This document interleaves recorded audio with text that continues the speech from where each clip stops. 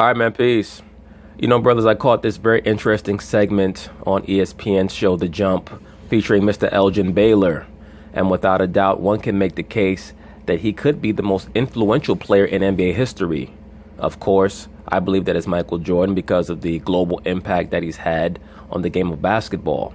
But Elgin Baylor was a seminal figure in regards to establishing the high-flying style in the NBA that would become so prominent in the 1980s with players like Dominique Wilkins and Michael Jordan, and of course from the 1970s with transcendent players like Julius Dr. J. Irving, who himself was on First Take maybe 3 years ago, where he stated that his top 5 all-time greatest NBA players would include Elgin Baylor. I remember Stephen A. Smith even quizzed him on that, and Dr. J stressed the point that this is my list, and Elgin Baylor was my favorite player as a child. And as you'll see in the highlights that they're going to show of Elgin Baylor, there's a reason why Dr. J loved his playing style so much, because it was extremely high-flying, acrobatic, and he utilized that large hand style that Dr. J and Michael Jordan would become known for, where they would move the ball around in the air with one hand. But without a doubt, Elgin Baylor is one of the most slept-on all-time greats in NBA history. Unfortunately for him, he retired the year that the Lakers finally won a championship in 1972 due to knee issues. But anyway, they're going to talk about it. I'm going to chime in.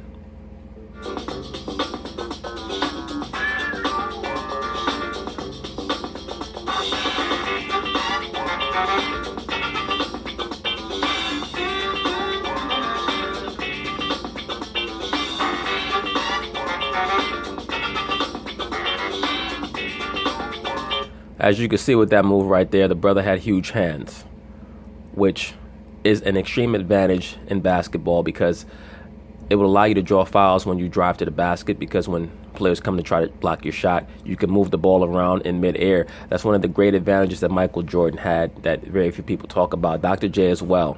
The difference is that Dr. J was so right-hand dominant that it probably stopped him from being as great a player as he could have been. It's amazing what Dr. J was able to accomplish, really being so right-hand dominant.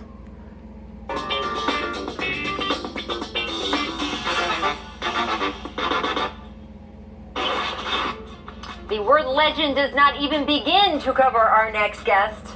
I mean, I think there should be a statue of this man on every corner in Washington, D.C., but we will get... Actually, Rachel Nichols, I think that that's part of the problem. I think that there are too many statues out there. And the reason why they're making all these statues for these retired former athletes is to promote idolatry. To that later. In college, he was the Final Four MVP. In the NBA, Rookie of the Year, 11-time All-Star, 10-time All-NBA First Team. He once scored 61 points in an NBA Finals game, which is still the record, by the way. Yes, that was the overall NBA playoffs record until Michael Jordan broke it in 1986. That record stood for almost 25 years. And his 27.4 points per game ranks third in NBA history, behind only Michael Jordan and Wilt Chamberlain. So welcome, Elgin Baylor. Let me say this. A lot of people don't realize that when Elgin Baylor first came into the NBA, there were very, very few black players in the NBA, even at that time. I mean, I think that the NBA first became integrated maybe in the early 50s, late 40s. He came into the NBA in 1958. And even at that time, for most of the black players in the league, they were not even allowed to shoot. They were basically tasked with doing the dirty work. So once again, he brought in the high-flying, exciting style that permeates the NBA today. That's why I state that he's a seminal figure. And you very rarely hear so-called Laker fans mention his name. And once again, it's because he was never a member of a championship team. But still, due to the potency of his style of play, he does deserve to be mentioned. He's definitely on anybody's top 50 list of all-time greatest players, and I'd probably have him in the top 20. He's right there with Charles Barkley and Karl Malone, John Stockton, Patrick Ewing, amongst the greatest players to have never won a championship. He was dominant. As it was already listed by Miss Rachel Nichols, he had a season where he averaged over 38 points a game, which is the highest point per game average of any player in NBA history not named Wilt Chamberlain. And once again, back in that era in the late 50s, early 60s, he and Wilt Chamberlain were essential in establishing that a black player could be your best player offensively, that you could run the offense through them, and that they could be your leading scorer, because prior to that, most black players were not allowed to dominate the basketball on the offensive end. So within a 3-year stretch, you had Elgin Baylor, you had Wilt Chamberlain, and you had Oscar Robertson coming to the NBA that totally shifted the overall paradigm of what they expected from the black athlete in basketball. And keep in mind, he came into the league in 1958. That's not even 30 years before Michael Jordan came in the league. Like, people don't understand it. They view the NBA timeline as being this elongated convention. But brothers, think about that, man. From 1958 to 1984, it's only 26 years between Elgin Baylor and Michael Jordan. And in that 26-year gap, the NBA went from an enterprise that pretty much did not even allow black players to have prominent roles on their team to all of a sudden looking at a so-called black man as the most prominent player in their enterprise. And now it's been a longer period of time from Michael Jordan's rookie year to now than it was from Elgin Baylor's rookie year to Michael Jordan. That's the connection. Growing up. And as I've already stated, we all know that Michael Jordan was one of the prime movers in NBA history in the mid-'80s. He's the player who influenced the style of Allen Iverson, Ray Allen, Kobe Bryant, LeBron James. Michael Jordan was influenced by Dr. J, and Dr. J was influenced by this brother right here. Up in D.C., I mean, the way people say your name in my hometown, your hometown, is, I'm so thrilled you're here. You can see I'm kind of losing my composure a little bit. This is Elgin Baylor. I want to ask you first about your book, because this is awesome. You're not someone who has spoken, you don't go out and advertise for yourself a lot. You're not known as a showy guy who's a... Well, the real issue, Rachel Nichols, is that the mainstream liberal sports media does not vet him on the level that they do other players.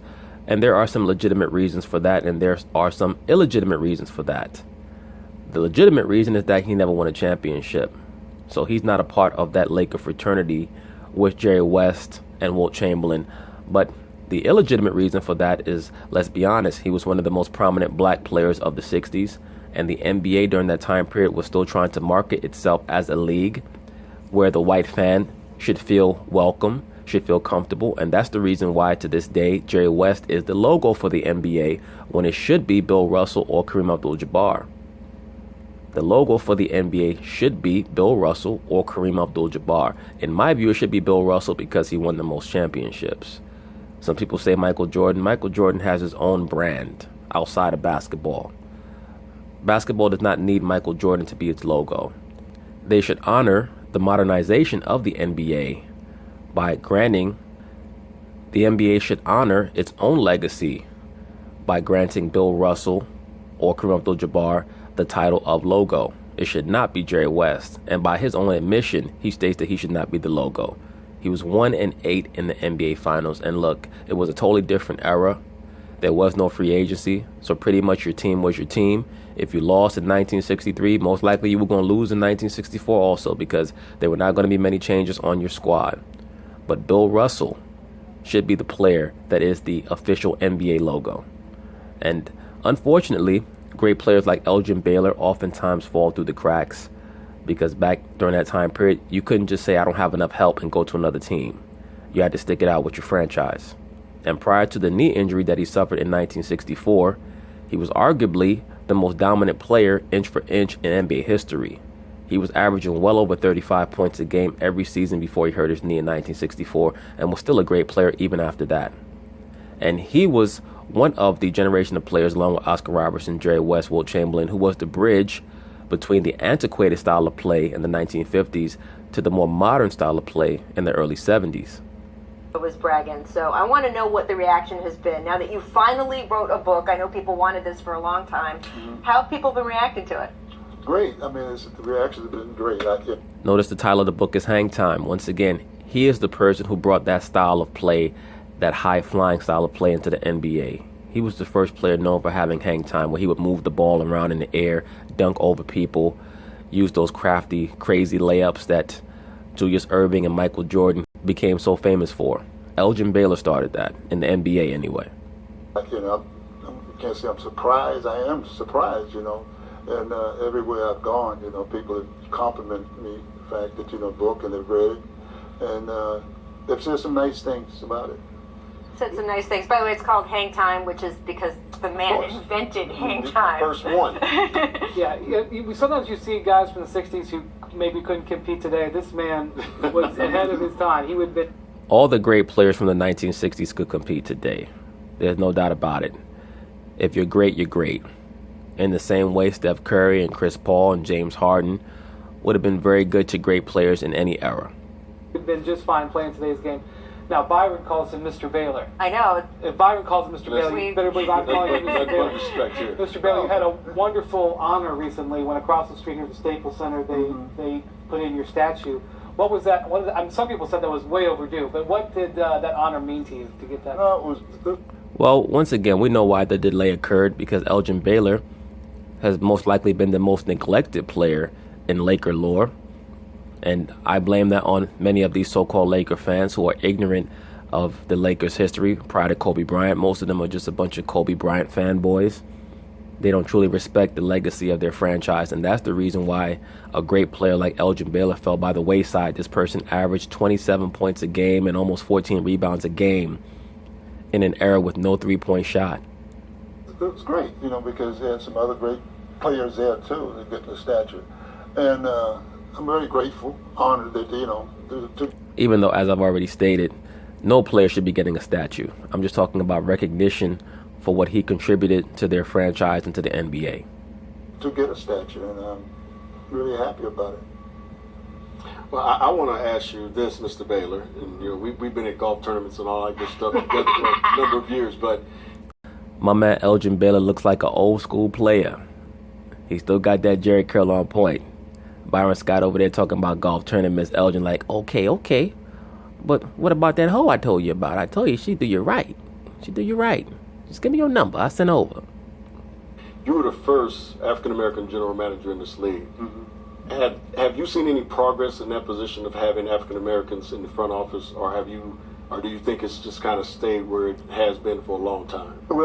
Well, before Elgin Baylor answers, let me say this. Elgin Baylor was under the employment of Donald Sterling for decades. And it was very obvious that the only reason why Donald Sterling hired him was because of name recognition, number one. And number two, he understood that he could underpay Elgin Baylor because he was a so-called black man who just wanted a position and a job involved with the NBA. As we all know, many of the players who played in the 60s and 70s had to continue working after they retired because they were not making enough money to be able to not have to work after basketball was over. Jerry West was fortunate enough to latch on to the Lakers. We all know the reason for that. I mean, just taking the racial component out of it, Jerry West was probably the most notable Laker up until Magic Johnson. So we can see why he was allowed to become the most prominent member of the Lakers front office, and he has done an exemplary job in that position, not taking anything away from him. But it's indicative of how Elgin Baylor was viewed, that he was not able to attain a prominent position on the Lakers. He had to go to the Clippers, working for one of the worst owners in professional sports history, a known racist, and a proverbial sports slumlord in Donald Sterling, who pretty much ran that franchise into the ground for 30 years. And after Elgin Baylor was finally fired by Donald Sterling, he attempted to file a lawsuit against the Clippers and Sterling, but it never gained any traction, unfortunately for the brother. Well, I haven't really followed it much, but, I think there have been more, more than they've had in some time. They have a lot of African Americans now, in the front office. Are you happy with the progress? Well, there's never going to be that great an amount of traction gained by blacks being allowed into the front offices of many of these sports teams, because most of them, you would think will come from the team's rosters. It's going to be very rare that you're going to have a man of color be hired to run a franchise from the front office who was not a player himself. And as we know, the so-called black man is not valued for his cognitive function. But once again, Elgin Baylor was under the employ of Donald Sterling for over 2 decades, and after he was fired, he attempted to file a lawsuit alleging racism while under the employ of Donald Sterling, but it was not able to gain any traction. You're never really totally satisfied because you're always going to find some fault or something like that. But I think it can and will get better. I mean, you made great strides for that. You grew up in a segregated era, in a segregated city in Washington, D.C. You went to work for Donald Sterling, and we do not have enough time on this network, much less on the show, to get into the intricacies of that. But you did sue him in 2009, and I know that after he was thrown out of the league, you said very simply that justice had been served. The fact that you stood up for yourself and for other people in that position, you were willing to go to court over it, I know had a huge impact on other executives and coaches and former players around the league thinking what their worth was. Well, let me say this first off, pertaining to Mr. Elgin Baylor and his lawsuit against Donald Sterling. He worked for him for well over 20 years, so he knew that he was working for a racist. I'm sure that many brothers will state, and rationally so, how come Elgin never spoke up while he was working for Donald Sterling? How come he waited until he was fired? I think that brothers also have to understand that every generation, the mindset and the mind state of the so-called black man and woman changes. Elgin Baylor is well over 80 years old. He grew up in an era where they were begging for the access to be treated as human beings. They wanted to be able to utilize certain conventions so that they could view themselves as human beings. Unfortunately, our people's mindsets towards themselves and their self-image has been so contorted because of certain policies that were enacted in this country that we can't view Elgin Baylor in the same way that you would view someone today. If you had a black executive working for an NBA franchise and they were under the employment of an owner who they stated practiced racial ideologies within the corporation, within the framework of the team over the course of decades, we'd all say, well, why did you endure that? But someone like an Elgin Baylor, that's what they were raised to do. In that era, our people were raised with the mindset to just shut up and take it and hope for a better day. So when they carried the baton, they carried it to the generation of black militancy that we saw in the late 60s. And then the next progression, and then the next progression, and then the next progression. So I can't get upset at a brother well over 80 years old who waited until after he was fired to file a lawsuit. He probably was not even sure where he was going to get his next check from if he looked his quote-unquote gift horse in the mouth in Donald Sterling. Donald Sterling had the power to have word get around the league and stop him from being able to make a living on any other team. And to be quite frank with you, Elgin's track record as general manager and one of the more prominent members of the LA Clippers front office was not very good, was not very stellar. I believe he drafted Danny Manning, and you can't think of too many other great players that he drafted over his tenure. They had the worst record in the NBA, and all of it's not his fault. It's also due to the culture that was established by Donald Sterling, where all the players in the NBA knew what type of an owner he was for decades. But he didn't care because he just liked the prestige of owning a franchise. Is that something that you still guys talk to you about today? No, not really. It's something that's a dead issue. Down is here, gone. Yes. So really, there really has been any discussion about it. No one really wanted to even talk about it. Well, I had asked Byron before the show, I said, oh, do you have any Elgin Baylor stories? And I'm thinking, Lakers legend, maybe you came and spoke to them during the Showtime era, and the look on his face, he's like, I didn't play with Elgin Baylor. Mean that, but obviously just the inspiration that you could give. And when we say hang time and you reinvented the game, could you kind of take us through when you first started playing the way you did and just hanging as you went above the rim and playing above the rim? What was the reaction of the other players in the league? I don't know, because I never was conscious of it or even really, I'm not downgrading the players, but I never even thought about it, what I was doing. Because when you play, and I'm sure he feels the same way, the defense is going to dictate to what you're doing, how he's guarding you. Sometimes you... In other words, Elgin Baylor was saying that he has so many tools that he could utilize that he would just allow the defense to dictate to him how he was going to score on them. It didn't matter to him which way they sent him because he knew that due to the diversity of skills that he had, he was going to conquer them either way. You do something that you've never done before, so you really don't know. And I don't know. It's nothing I practice on. I never go out there and try to practice different shots, maybe shoot free throws. But when I play, whatever way the guys guard me, he's determined, really, the defense, if he's playing good defense, determine what you're going to do, what kind of shot you're going to take. You don't go out there with this mind that you're going to do certain things because it doesn't really work. I've heard Michael Jordan pretty much say the same thing, that The defense dictates how he's going to approach or attack them. And you can't play that way. You shouldn't be playing that way. You should let the game, come to you. I love that idea. I love that. Oh, I can't go through him. I'll just go over him, which nobody else was doing at the time. Which is... Now, Elgin just gave a very thoughtful answer, and she still has to fangirl out with a very pretentious response. That's what he means by letting the defense dictate. Yeah, he stayed here. He went over. Went up and over, which is well, the defense is going to dictate what kind of shot thing you're going to take. How the guy's playing you. He's playing you this way, then you go that way, or whatever. Go up. The defense will determine that. You were one of the only people who could go this way at that time. Elgin once again trying to have a serious conversation, and that's the difference between fans and people who are assessing something objectively. That's why I always say this is not a fanboy channel. It's just people are just so mentally unstable when they don't understand why they're idolizing something. Elgin's trying to have a real conversation about his approach to basketball, and it just went right over her head. So that was pretty good. I wanted to ask you too about today's game. There really is a title or bust mentality, right? Rings is what everyone says. How do you feel when you hear that? What now? This title or bust. You have to be a champion to sort of make your mark. Now, why is she asking Elgin Baylor that question? Because that's her way of stating that title should not be the be-all, end-all in evaluating a player, because she knows that he doesn't have one. So she's expecting him to state that no, title should not be the be-all, end-all in winning. But I'm sure that in his heart of hearts, he wishes that he won one. And then the fact that he retired in the year that the Lakers finally were able to win a championship in the Jerry West era, I'm sure that has to bother him a little bit. Oh no, I really don't, think about it. I just think the players, should, not being, self-righteous or something like that. But I think the thing about it, patients don't be concerned, is that they've given their best effort to go out there, and they've given it the best they, have. And people should appreciate that. Some guys go out there and, do some things that's not great.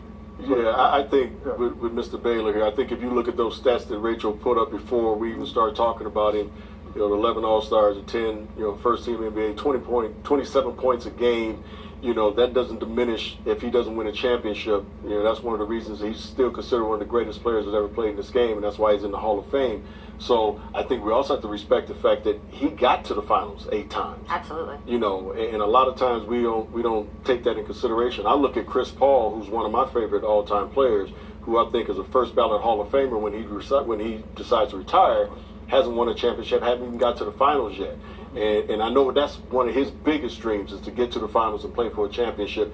It does not diminish what this man has been able to accomplish in this league. No, it does not diminish him when we deduce that he's an all-time great player. But if the conversation spills over into the greatest players of all time, of course, Elgin Baylor's name is not going to be mentioned amongst those names. Patrick Ewing, Allen Iverson, Karl Malone, John Stockton, Charles Barkley. So we can try to omit the criteria of NBA championships all we want. It's pertinent only if we're going to discuss individual skill level and individual performances.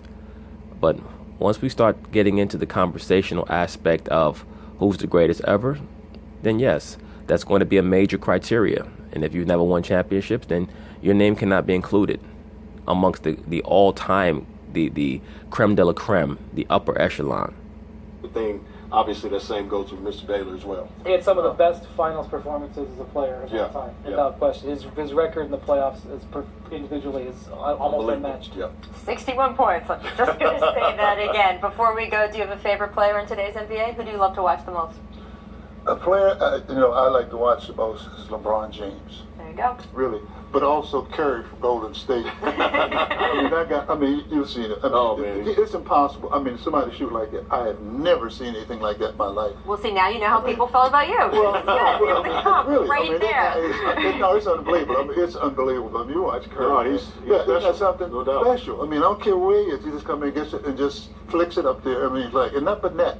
He doesn't know lucky bounces or nothing like that.